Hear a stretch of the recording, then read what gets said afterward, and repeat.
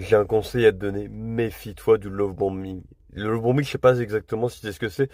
C'est juste, c'est une nana, en fait, elle va te montrer un niveau d'intérêt vraiment de dingue. Mais limite, t'as l'impression que t'auras jamais vu ça de ta vie.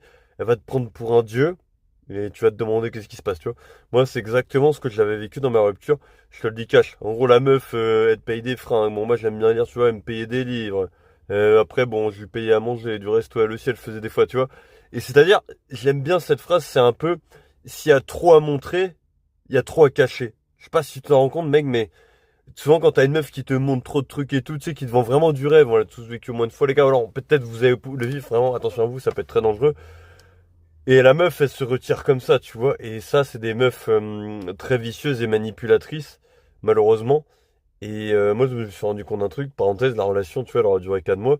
Ça fait un peu l'intensité que ça a eu, tu vois, au départ, bah ça va vite retomber, tu vois, comme de la fumée.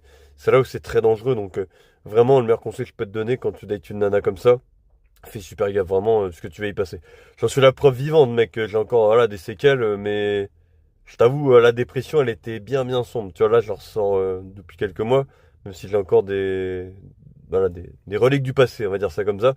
Vraiment, voilà, prends soin de toi et fais attention. Et abonne-toi si tu veux plus de conseils et de prévention en séduction.